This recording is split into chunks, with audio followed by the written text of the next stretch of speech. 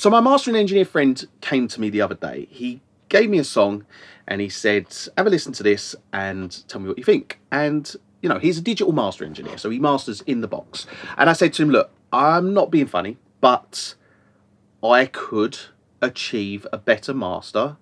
And this wasn't me being rude. We have a very good relationship. And, you know, I said basically, I'm not being funny, but I could achieve a better master using analog equipment without even listening to the music. He said, well, I won't say what he said, but he said, no way, impossible. There's no way you can do that. So I said, look, you know, this will make for a brilliant video because I believe that claim.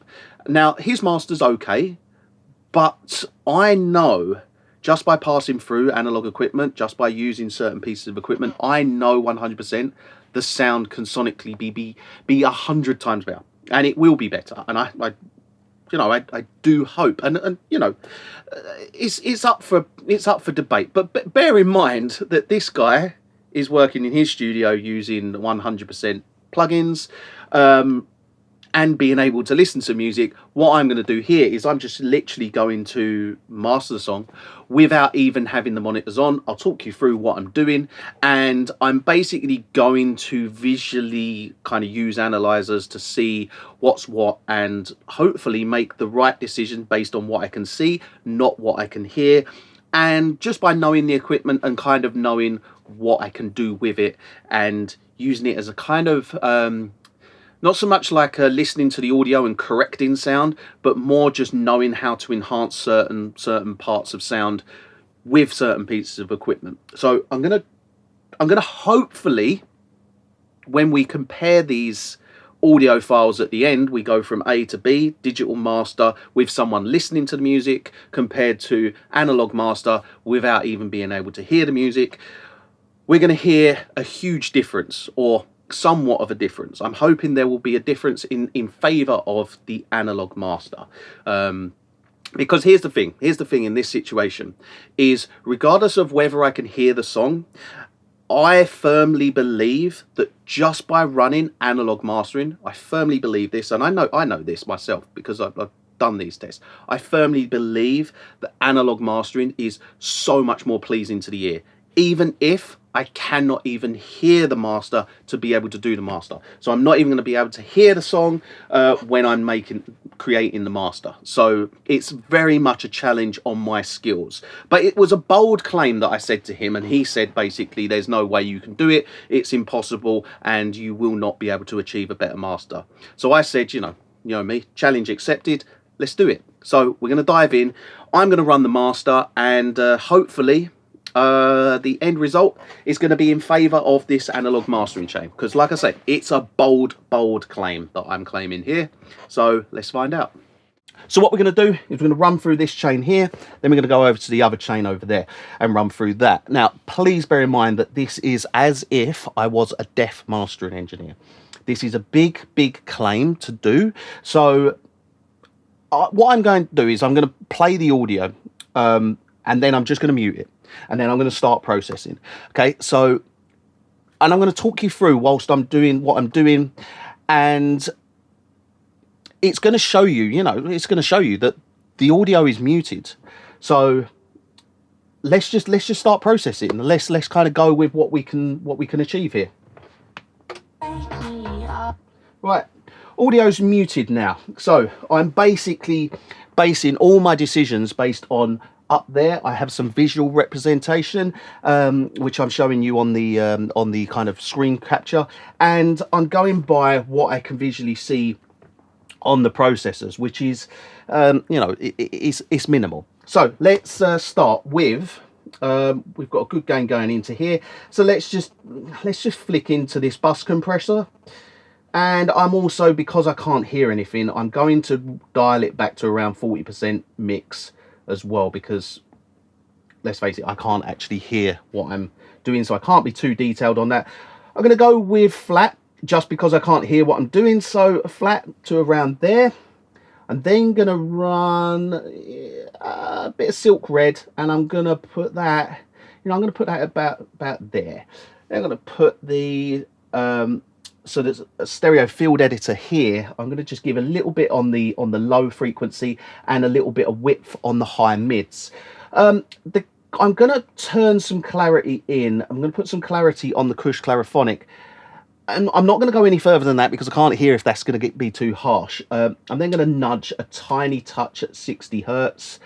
And now, based on what I can see, I am thinking a tiny touch in the low end around 500. So around here, 1.5 dB. Let's put a Q to there. I'm going to use... Yeah, let's go with 2 dB shelf on the golly. I'm then going to just nudge a tiny touch of low end in. And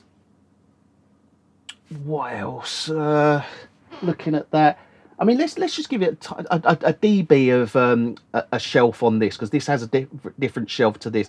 The two work very well together. So I mean, that's just a quick put that together. Now what we'll do is we'll jump over to the other side. Now over here we have this chain, so we're running up through there, then through there. So let's start with the mono maker. I mean, we're talking, I mean, as a rough estimate, about 150 hertz. Put the mono maker in. Stereo width, I'm not going to add that. I'm going to now add a nice bit of the bias on the tape saturation. I'm also going to add some lovely width around there. So I've got this in mid side as well. So that's my mid, that's my side, which is why I'm going further on the sides. Bring out that width a bit more. Talking of width, let's just give a little nudge on the width on the lull limiter. Now compression, I mean, I'm going to go with a slow attack, fast release, and look, you know, I've got about 1 dB of gain reduction there. I mean, I could go a little bit more. Let's say 1.5. Right, now I'm going to add some transients on the transient designer. So we're just going to lift that up. Now, there's not too much I can do with the mid-side EQ on the PQ, because obviously not being able to hear things, it's very difficult to make those changes correctly. So what I'm going to do is I'm just going to add a tiny bit of a low-end bump, just to give it a bit more body. Let's say around 170. And then we could also, just going to give it, what's that, half a dB, around 70, yeah, around 70-ish. I'm then going to use the golly here, just to literally, all it's doing is controlling from, let's say on this track, yeah, around 200 hertz. Let's turn that back to 128. So that's from 128. It's just controlling that a touch. I'm going to use on this one, I mean, I'm guessing the attack and release, so I'll leave the attack and release as it was. Now in terms of here, I'm going to literally turn the input up. Could be a little bit too much. Let's adjust that on this end. So we're fine with that. I mean, that's a nice amount of gain reduction there. Obviously, I've already turned the stereo widener on this to 2. Now, that's pretty much a very standard mastering chain that I believe. Look, I've not heard what it sounds like. I could now. What I'm going to do now is I'm going to record this in and basically do a comparison between the master that my mastering engineer friend has done in the box, and do a direct comparison between the two. So let's now have a nice little compare. I dream about waking. I dream about waking up. Can you honey wake me? Can you honey wake me up?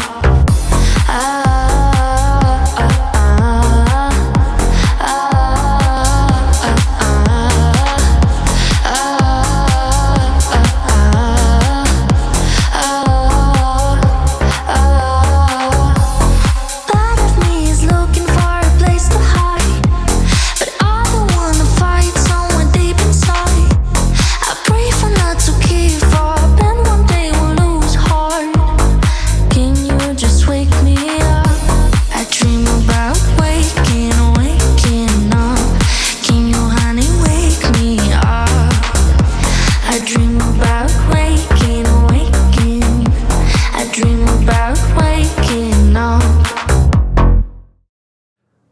So let's be honest. Let's be 100% honest.